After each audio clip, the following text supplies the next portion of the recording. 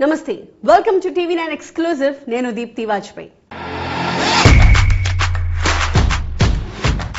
The dream of a global city, world-class, smart and green city, the promising financial city, the rise of Amaravati. Amaravati పరుగులు పెడుతోంది ఇప్పుడు. ఏకంగా 60,000 కోట్ల రూపాయల అంచనాలతో రాజధాని పనులు మొదలైపోయాయి. జస్ట్ 3 అంటే 3 ఏళ్లలో క్యాపిటల్ సిటీకి ఒక రూపు రాబోతోంది. రీసెంట్ గా ఢిల్లీకి వెళ్లిన చంద్రబాబు ప్రధాని మోదీతో చర్చించిన మేజర్ టాపిక్స్ లో అమరావతి కూడా ఒకటి. అంతా బాగానే ఉంది కానీ అంత పెద్ద రాజధానికి 3 ఏళ్లలో ఒక రూపు ఇవ్వడం ఎలా సాధ్యం? ఆ టార్గెట్ వెనక ఏంటి వ్యూహం? వరల్డ్ క్లాస్ క్యాపిటల్ సిటీని చాలా తక్కువ టైంలో పూర్తి చేయడానికి ఎలాంటి కసరత్తు జరుగుతోంది? డీటెయిల్డ్ అనాలిసిస్ ఇవాల్టి ఎక్స్క్లూజివ్ లో.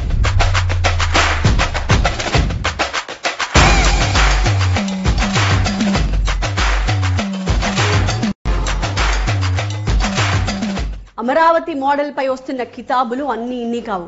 సాక్షాత్తు వరల్డ్ బ్యాంకే ఒక మాట చెప్పింది, అమరావతి ఒక అద్భుత నమూనా అని. ఏం చూసి ఆ మాట అన్నదో ఖచ్చితంగా మనం ఇక్కడ తెలుసుకోవాలి. రాబోయే కాలంలో ఎకనామిక్ గ్రోత్ సెంటర్స్ అన్ని అర్బన్ ఏరియాసే.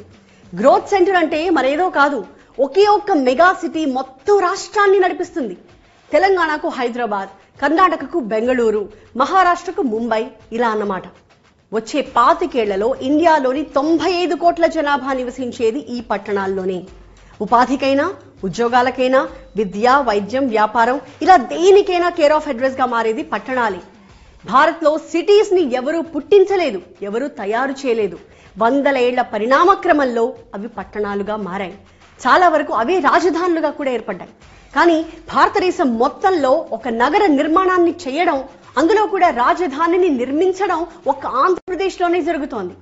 సో భవిష్యత్తుని దృష్టిలో పెట్టుకుని నగరాన్ని నిర్మించుకోవడానికి దొరికిన ఒక అద్భుతమైన అవకాశం అమరావతి.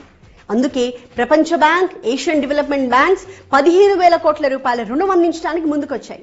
అప్పే కదా, అడగగానే ఇస్తే పోలా అనేవి అనుకోవు ప్రపంచ బ్యాంక్ గాని, ఏడీబీ గాని. అవసరాలు తీర్చుకోవడానికి అప్పులు ఇవ్వవు. అప్పు ఇవ్వాలంటే దానికి ఒక పర్పస్ ఉండాలి. దానివల్ల వచ్చే ప్రయోజనం ఏంటి, ప్రజలకు కలిగే లాభం ఏంటి అని అడుగుతాయి. అమరావతి దేనికోసం, దానివల్ల లాభాలేంటో వరల్డ్ బ్యాంక్, ఏడీబీకి చాలా క్లియర్ గా చెప్పింది చంద్రబాబు ప్రభుత్వం. అది విన్న తర్వాత అమరావతి నిర్మాణంలో తాము కూడా భాగస్వామ్యం అవుతామంటూ ఈ బ్యాంక్స్ ముందుకొచ్చాయి. ఏం చెప్పిందో తెలుసా వరల్డ్ బ్యాంక్? అమరావతికి వరల్డ్ క్లాస్ స్కిల్స్ ని తీసుకొస్తున్నాము. ఇప్పుడు అమరావతి పరిధిలో 1,00,000 జనాభా ఉన్నారు. 25 ఏళ్లలో 35 లక్షల మంది అవుతారు. వాళ్ళందరికీ వసతి కల్పించేలా ప్లానింగ్ రూపొందిస్తున్నాం. అంతర్జాతీయ స్థాయిలో ప్రజలకు మౌలిక సదుపాయాలు అందించడానికి, వాటి నిర్మాణానికి వరల్డ్ క్లాస్ టెక్నాలజీని అందిస్తాం. అమరావతిని ఒక స్మార్ట్ సిటీగా, ఒక గ్రీన్ సిటీగా, ఒక ప్రీ డిజైన్ సిటీగా మార్చేలా తమ వంతు సాయం చేస్తాం. విపత్తులు వచ్చినప్పుడు వాటిని ఎలా నిర్వహించాలి, నిర్వహణ సామర్థ్యాన్ని ఎలా పెంచుకోవాలి అనే విషయంపై సహాయం చేస్తాం. ఓవరాల్ గా అమరావతికి ఒక ఎకనామిక్ గ్రోత్ సెంటర్ గా మార్చడానికి మేము పూర్తి స్థాయిలో సహకరిస్తాం అంటూ వరుసపెట్టి చెప్పింది వరల్డ్ బ్యాంక్. జస్ట్ వచ్చే 5 ఏళ్లలో అమరావతి కేంద్రంగా ఏకంగా 50,000 ఉద్యోగాల సృష్టి జరగబోతోందని స్వయంగా వరల్డ్ బ్యాంకే అంచనా వేసింది. మరి అంత పెద్ద నగరంలో సామాన్యులు ఇళ్లు కొనుక్కోవడం సాధ్యమేనా? సాధ్యం అవుతుంది కాబట్టే కదా అమరావతికి ఇంత కితాబిస్తోంది అని చెప్తోంది వరల్డ్ బ్యాంక్. అమరావతిలో 22% చాలా సరసమైన ఇళ్ల కోసం రిజర్వ్ చేశాం అని కూడా చెప్పింది ప్రపంచ బ్యాంక్. జస్ట్ 3 ఏళ్లలో అమరావతికి ఒక రూపు తీసుకొస్తారా? ఇది బేసిక్ క్వశ్చన్. ఈ ప్రశ్నకు సమాధానం కోసం 3 ఏళ్లు వెయిట్ చేయక్కర్లేదు. అమరావతిని కళకళ్లాడించడానికి పెద్ద ప్లానే జరుగుతోంది. ఆల్రెడీ అమరావతికి విద్యా సంస్థలు, కేంద్ర సంస్థలు క్యూ కడుతున్నాయి. 13 అంతర్జాతీయ విద్యా సంస్థలు అమరావతిలో క్యాంపస్లను స్థాపించడానికి ఆసక్తి చూపిస్తున్నాయి. ఇండియన్ ఇన్స్టిట్యూట్ ఆఫ్ టెక్నాలజీ తాత్కాలిక క్యాంపస్ ఏర్పాటు చేస్తోంది అక్కడ. నల్సార్ యూనివర్సిటీ కూడా రాబోతోంది. వీటితో పాటు బెంగళూరు తరహాలో ఒక ప్రీమియర్ లా యూనివర్సిటీ స్థాపించడానికి Bar Council of India, National Law School of India University ప్రతిపాదనలు పంపాయి. Edtech company Physics Wallah University of Innovation స్థాపించడానికి ముందుకొచ్చింది. ఆంధ్రప్రదేశ్లో ఇది మొదటి ఇన్స్టిట్యూట్ ఆఫ్ ఎమినెన్స్ కాబోతోంది. అమరావతిలోని కురగల్లు లేదా వెంకటాయపాలెంలో క్యాంపస్ పెట్టడానికి బిట్స్ పిలాని ప్రతినిధులు స్థలం అన్వేషిస్తున్నారు. ఎక్స్ఎల్ఆర్ఐ తుళ్లూరు మండలం ఐనవోలులో 50 ఎకరాల విస్తీర్ణంలో కొత్త క్యాంపస్ ని ఏర్పాటు చేస్తోంది. వీటితో పాటు కేంద్ర ప్రభుత్వ సంస్థలు కూడా రాబోతున్నాయి.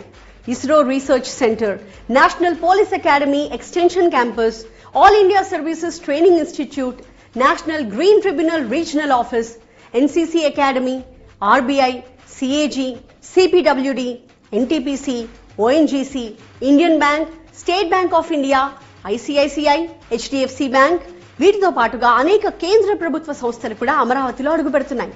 అమరావతి స్టార్టప్ ఏరియా అభివృద్ధిలో భాగంగా సింగపూర్ కన్సార్షియం పెట్టుబడి పెడుతోంది. అమరావతి స్టార్టప్ హబ్ కోసం 500 కోట్ల పెట్టుబడి పెడుతున్నారు. అమరావతిలో బ్రూయింగ్ అండ్ బాటిలింగ్ ప్లాంట్ల ఏర్పాటుకి హీనెకెన్ సంస్థ ముందుకొచ్చింది. పానాసోనిక్ తన R&D సెంటర్ ని అక్కడ ఏర్పాటు చేయబోతోంది. L&T, GMR గ్రూప్ సంస్థలు రెడీగా ఉన్నాయి అమరావతికి రావడానికి. అమరావతిలో సాఫ్ట్వేర్ కంపెనీలు కూడా రాబోతున్నాయి.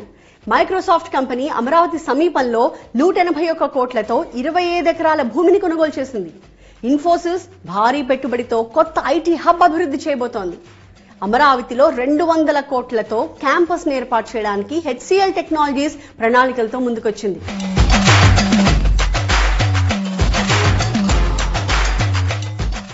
అమరావతి చిన్నదేం కాదు. రాజధాని నిర్మాణం ఏమంత ఆషామాషిగా కూడా జరగట్లేదు. 2015లో అమరావతి కోసం 34,281 ఎకరాలను రైతుల నుంచి ల్యాండ్ పూలింగ్ ద్వారా సేకరించారు. మరో 4,300 ఎకరాలను సర్కార్ ప్రత్యేకంగా సేకరించింది. 15,167 ఎకరాల ప్రభుత్వ భూములు అక్కడున్నాయి. మొత్తంగా 53,748 ఎకరాల్లో అమరావతి నిర్మాణం జరుగుతోంది. ఇప్పుడు 217 చదరపు కిలోమీటర్ల విస్తీర్ణంలో 6 క్లస్టర్లుగా విభజిస్తూ అమరావతి నగర నిర్మాణం ఉండబోతోంది. నిజంగా అమరావతి నిర్మాణం స్పీడ్ చూస్తే ఎవరికైనా ఆశ్చర్యం కలగాల్సిందే. అంత పర్ఫెక్ట్ ప్లానింగ్ తో వెళ్తున్నారు. ప్రభుత్వం వచ్చిన 30 రోజుల్లోనే అమరావతిలో పనులు స్టార్ట్ అయిపోయాయి. 36 కోట్లతో అడవిలా మారిన చెత్తని కొట్టేశారు. అమరావతి నుంచి హైదరాబాద్ కి ప్రత్యేకంగా కొత్త రోడ్డు వేయబోతున్నారు. దీనికి కేంద్రం కూడా అంగీకరించింది. ఖమ్మం దగ్గర ఉన్న ఎర్రుపాలెం రైల్వే స్టేషన్ నుంచి అమరావతికి ప్రత్యేక రైలు మార్గం వేస్తున్నారు. స్పీడ్ యాక్సెస్ రోడ్ నిర్మాణంలో మిగిలిన 3 కిలోమీటర్లు పూర్తి చేయబోతున్నారు. బెంగళూరుకి కనెక్ట్ అయ్యేలా అనంతపురం వరకు 12 లేన్ రోడ్ వేస్తున్నారు. రాజధానిలో ఇన్ఫ్రాస్ట్రక్చర్ కి 60,000 కోట్ల అంచనాలకు గాను ఆల్రెడీ 45,249 కోట్ల రూపాయల పనులకు గ్రీన్ సిగ్నల్ ఇచ్చేసింది ప్రభుత్వం. అన్ని టెండర్ల ప్రాసెస్ లో ఉన్నాయి. సంక్రాంతి తర్వాత నుంచి అమరావతిలో పనులు నెక్స్ట్ లెవెల్లో ఉండబోతున్నాయి. ఇవి కాక రాజధానికి ట్రంక్ రోడ్లు, లేఅవుట్లు, ఐకానిక్ బిల్డింగ్ల నిర్మాణాలకు మరో 24,276 కోట్ల రూపాయలు ఖర్చు చేస్తున్నారు. అసెంబ్లీని 103 ఎకరాల్లో 250 మీటర్ల ఎత్తులో 11.22 లక్షల చదరపు అడుగుల విస్తీర్ణంలో నిర్మిస్తున్నారు. ఏడాదికి 5-6 సార్లు జరిగే అసెంబ్లీ సమావేశాలకు అంతంత ఖర్చు అవసరమా అనే ప్రశ్న రావచ్చు. కానీ ప్రభుత్వం ఆలోచన వేరే రకంగా ఉంది. అసెంబ్లీ సమావేశాలు లేని రోజుల్లో అసెంబ్లీ భవనం పైనుంచి రాజధానిని తిలకించే సౌకర్యాన్ని కల్పిస్తారు. ఇక హైకోర్టు భవనాన్ని 42 ఎకరాల్లో 20.32 లక్షల చదరపు అడుగులతో 55 మీటర్ల ఎత్తున 8 అంతస్తుల్లో నిర్మిస్తున్నారు. ఇందుకు 1,048 కోట్ల రూపాయలు ఖర్చు చేస్తున్నారు. అదేవిధంగా జనరల్ అడ్మినిస్ట్రేటివ్ బిల్డింగ్ ని 17.03 లక్షల చదరపు అడుగుల విస్తీర్ణంలో 47 అంతస్తులతో నిర్మిస్తున్నారు. దీంతో పాటు మొత్తం 5 టవర్స్ తో కూడిన వివిధ భవనాలు 68.88 లక్షల చదరపు అడుగులలో 4,688 కోట్లతో నిర్మిస్తారు. ఇక ల్యాండ్ పూలింగ్ స్కీమ్ లో భూములు ఇచ్చిన వారికి ఇచ్చే లేఅవుట్లలో ఇన్ఫ్రాస్ట్రక్చర్ కోసం, అలాగే 4 ప్రధాన రోడ్లు, ఇతర సౌకర్యాలకు సంబంధించి 579 కిలోమీటర్ల రోడ్ల అభివృద్ధికి 9,699 కోట్లు ఖర్చు చేస్తున్నారు. ట్రంక్ రోడ్లకు సంబంధించి 7,794 కోట్లు, సీవరేజ్ ట్రీట్మెంట్ ప్లాంట్ పనులకు సంబంధించి 318 కోట్లు, ఇలా మొత్తం 24,276 కోట్లకు ఆమోదం లభించింది. ఇప్పటికే గెజెటెడ్, నాన్ గెజెటెడ్ ఆఫీసర్స్, ఉద్యోగులు, IAS అధికారులు, ఎమ్మెల్యేలు, ఎమ్మెల్సీల నివాసాలకు నిధులు విడుదల చేశారు. న్యాయమూర్తులు, మంత్రులు, సీనియర్ IAS అధికారుల బంగ్లాల నిర్మాణం కోసం నిధులు మంజూరయ్యాయి కూడా. హ్యాపీనెస్ట్ ప్రాజెక్టులో భాగంగా 12 టవర్లతో 1,200 అపార్ట్మెంట్ల నిర్మాణానికి 984 కోట్లు కేటాయించింది ప్రభుత్వం. వీటితో పాటు అమరావతిలో కొండవీటివాగు, పాలవాగు వెడల్పు చేయడంతో పాటు శాఖమూరు, నీరుకొండ వద్ద రిజర్వాయర్ నిర్మాణం కోసం CRDA 1,585 కోట్లు వెచ్చిస్తోంది. రాజధాని పరిధిలో వరద నీటి కాలువలు, డ్రైన్లు, నీటి సరఫరా నెట్వర్క్, సీవరేజ్, యూటిలిటీ డక్ట్లు, పాదచారులకు ప్రత్యేకమైన లేన్స్, అలాగే సైకిల్ ట్రాక్స్, ఓవరాల్ గా ఒక వరల్డ్ క్లాస్ సిటీగా మలిచేందుకు ఈ పనులకు నిధులు రిలీజ్ చేశారు. నేలపాడు, రాయపూడి, అనంతవరం, దొండపాడు గ్రామాల్లో 236 కిలోమీటర్ల రోడ్లు, లేఅవుట్లు వీటన్నిటికీ అనుమతిచ్చారు. రాజధాని అమరావతిని ప్రపంచంలోని 5 ఉత్తమ నగరాల్లో ఒకటిగా మార్చాలంటే ఈ మాత్రం సౌండ్ తప్పదు అంటున్నారు కూటమి నేతలు. అమరావతి ప్లానింగ్ బాగుంది, మరి అమరావతిపై నెలకొన్న భయాల సంగతి ఏంటి? ఆ డీటెయిల్స్ మీద ఫోకస్ చేద్దాం.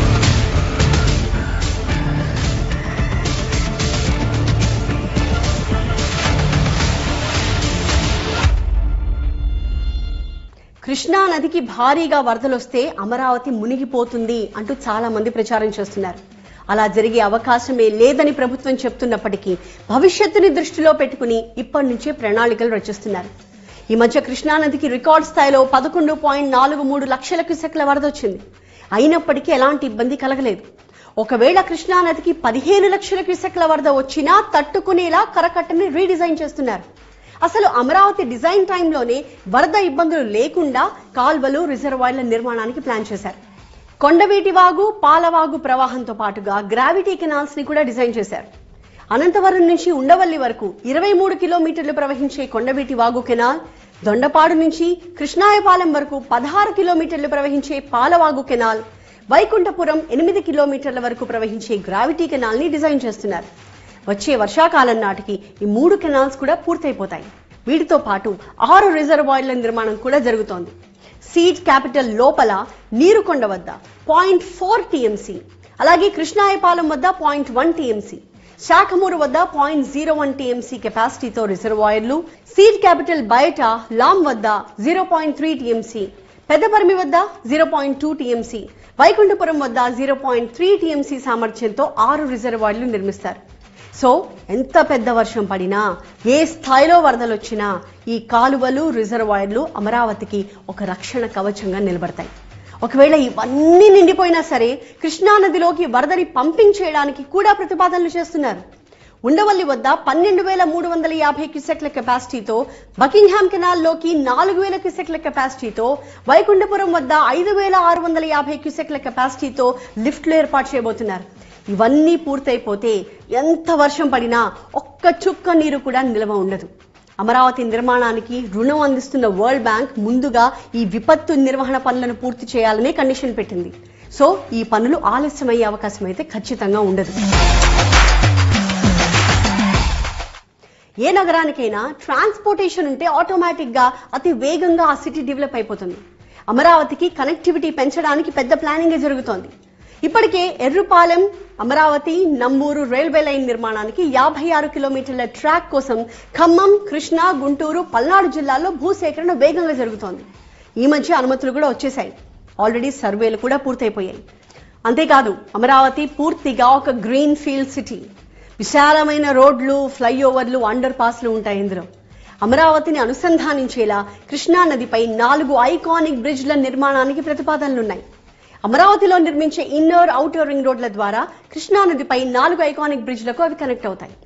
అమరావతిలో తూర్పు నుంచి పడమరకి ఒక రోడ్ గ్రిడ్ ని ఏర్పాటు చేసి దాన్ని జాతీయ రహదారికి లింక్ చేస్తున్నారు. ప్రతి కిలోమీటర్కి ఒక రోడ్డు ఉంటుంది. ఇందులో 4-5 రోడ్లను నేరుగా నేషనల్ హైవేకి కలుపుతారు. వీటితో పాటు అమరావతిలో తూర్పు వైపున, పశ్చిమం వైపున 2 వేర్వేరు బైపాస్ రోడ్స్ వస్తున్నాయి. International airport, metro train network, iconic towers, buildings నిర్మాణానికి రెన్యూవబుల్ ఎనర్జీతో అమరావతికి పవర్ అందించేలా నగర నిర్మాణం జరుగుతోంది. ఎలక్ట్రిక్ బస్సులు, సైకిళ్లు, వాటర్ టాక్సీలు, మెట్రోలు ఇలా అనుకున్నది అనుకున్నట్టుగా జరిగితే అడ్వాన్స్డ్ క్యాపిటల్ సిటీగా అమరావతి ఉంటుంది. ఆల్రెడీ విజయవాడలో చేపట్టబోయే మెట్రో రైల్ ప్రాజెక్ట్ ని అమరావతికి కనెక్ట్ చేశారు. విజయవాడలో 38 కిలోమీటర్ల పరిధిలో 11,000 కోట్లతో చేపట్టబోయే మెట్రో రైల్ నిర్మాణ ప్రాజెక్ట్ పనులు కూడా త్వరలో మొదలవబోతున్నాయి. అమరావతి ఆర్టిఫిషియల్ ఇంటెలిజెన్స్ సిటీ కూడా. అమరావతి స్పెల్లింగ్ లో మొదటి, చివరి అక్షరాలు ఏ అండ్ ఐ. ఏఐ అంటే ఆర్టిఫిషియల్ ఇంటెలిజెన్స్ తో పాటు అమరావతి కూడా అని అర్థం వచ్చేలాగా ఒక థీమ్ ని తయారు చేశారు. అమరావతిని ఏఐ సిటీగా మార్చబోతున్నారు. ఒక్క ఏఐ సిటీనే కాదు, అమరావతి పరిధిలో నవనగరాల నిర్మాణం జరగబోతోంది. ఇక అమరావతి అంటే దేశంలోనే టాప్ 10 కాలేజీలు ఆసుపత్రులకు కేర్ ఆఫ్ అనేలాగా ఒక బ్రాండ్ వాల్యూ తీసుకురాబోతున్నారు. 2050 నాటికి ప్రపంచ స్థాయి నగరంగా అమరావతిని మార్చడమే లక్ష్యంగా జాతీయ అంతర్జాతీయ కంపెనీల ఏర్పాటుకు ఏకంగా సీడ్ బిజినెస్ డిస్ట్రిక్ట్ ఏర్పాటు చేస్తున్నారు. పెట్టుబడిదారులు ఏ పనితో వచ్చినా సరే అన్ని ఒకే చోట ఫైల్ మూవ్ అయిపోయేలాగా ఆఫీసుల్ని డిజైన్ చేయబోతున్నారు.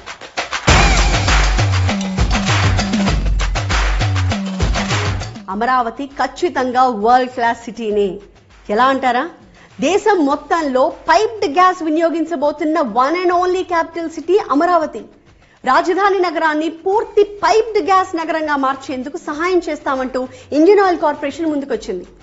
గుజరాత్ లోని గిఫ్ట్ సిటీలో గ్యాస్, విద్యుత్, టెలికాం కేబుల్స్ అన్ని అండర్ గ్రౌండ్ లోనే ఉంటాయి. అక్కడ ఇళ్లు, ఆఫీసులు, కమర్షియల్ బిల్డింగ్స్ అన్నిటికీ పైప్డ్ గ్యాస్ అందిస్తున్నారు. సో రాబోయే రోజుల్లో అమరావతిలో కూడా 80 లక్షల మందికి పైప్డ్ గ్యాస్ కనెక్షన్స్ ఇచ్చేలా ప్లాన్ చేయబోతున్నారు. అంతేకాదు, అమరావతి అంటే కాలుష్యం లేని ఒక ఆహ్లాదకరమైన నగరం. అందుకే రాజధానిలో 4 పెద్ద పార్కులను నిర్మిస్తున్నారు. శాఖమూరులో 300 ఎకరాల్లో సెంట్రల్ పార్క్ రాబోతోంది. నీరుకొండలో 500 ఎకరాల్లో వాటర్ లేక్స్ ఏర్పాటుకు సన్నద్ధం చేస్తున్నారు. మొత్తానికి వచ్చే సంక్రాంతి తర్వాత నుంచి 3 ఏళ్ల లోపు ఇప్పుడు చెప్పుకున్న నిర్మాణాల పనులన్నీ పూర్తయిపోతాయి అనేది ఒక అంచనా. అమరావతి పనులు ఎక్కడ ఆగకుండా ఉండడానికి గత 2 వారాల్లో 4 సార్లు రివ్యూ చేశారు సీఎం చంద్రబాబు. సో అనుకున్నవి అనుకున్నట్టు జరిగితే అమరావతికి ఒక రూపు వచ్చేసినట్టే. ఇది ఇవాల్టి TV9 ఎక్స్క్లూజివ్. మరొక అంశంతో మళ్ళీ కలుద్దాం.